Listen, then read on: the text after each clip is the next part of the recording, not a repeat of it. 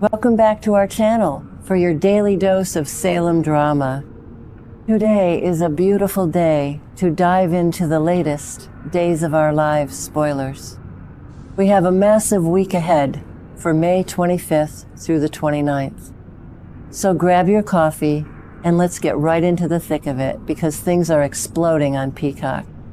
So let's talk about the Peacock promo for the week of May 25th through the 29th. It is heavy, just really heavy stuff coming our way.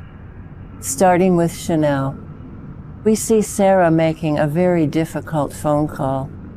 She tells Chanel that her biopsy results are in, and Chanel asks what the results are. Her voice is shaking. You can hear the fear, but Sarah doesn't just blurt it out over the phone. No. She tells Chanel that she needs to come into the hospital, and she suggests bringing Johnny along, which is the universal doctor code for bad news.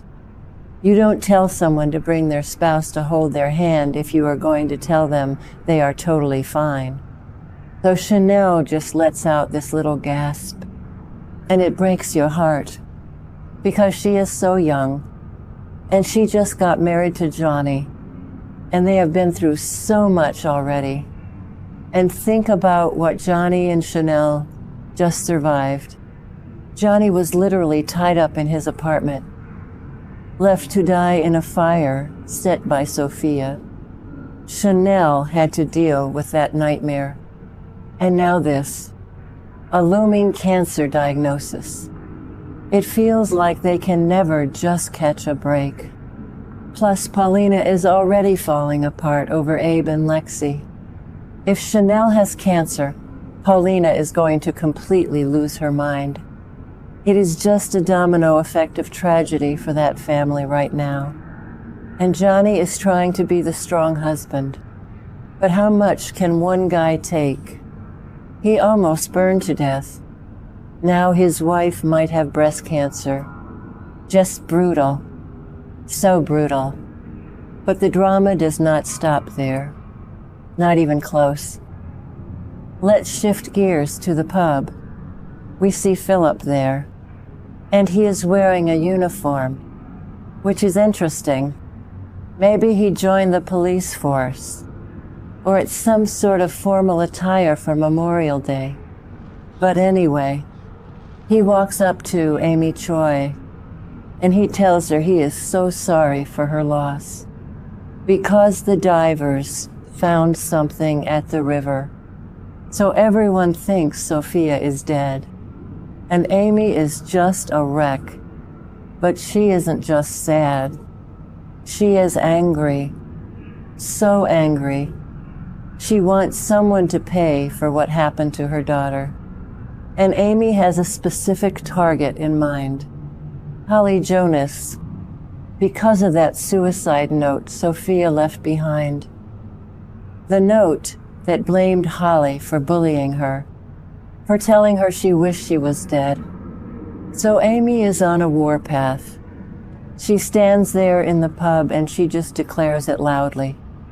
She says she wants Holly charged with manslaughter. Manslaughter, or sending some mean text messages and being a cyber bully, which is wild. But Amy is grieving, so she isn't thinking straight. She just wants a scapegoat. And right at that exact moment, because this is a soap opera, Holly and Tate walk in. So Holly and Tate hear the whole thing.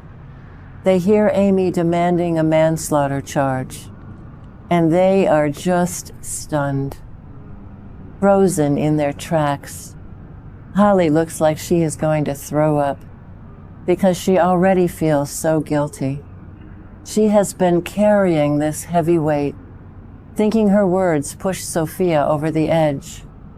And Tate is standing right there beside her, trying to protect her.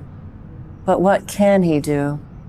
Amy is a grieving mother on a mission, and she is going to make Holly's life a living hell, a total nightmare.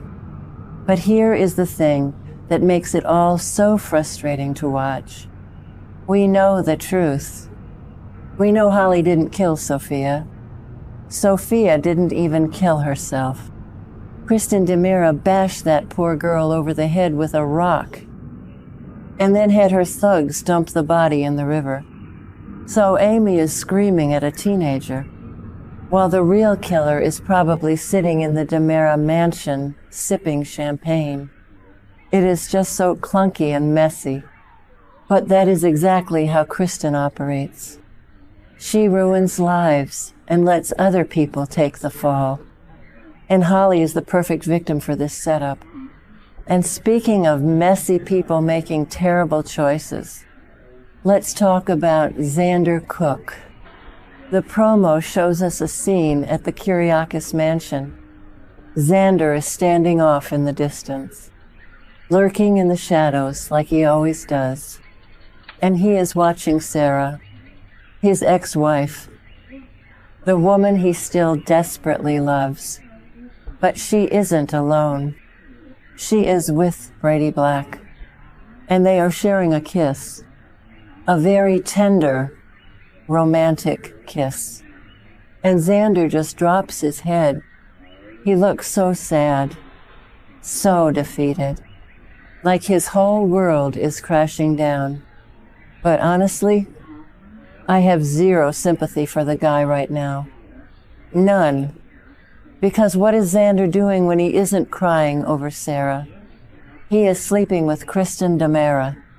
Yes, the exact same woman who kidnapped Sarah, drugged her, shoved her on a deserted island, and ruined her life. Xander is having afternoon delights with that monster.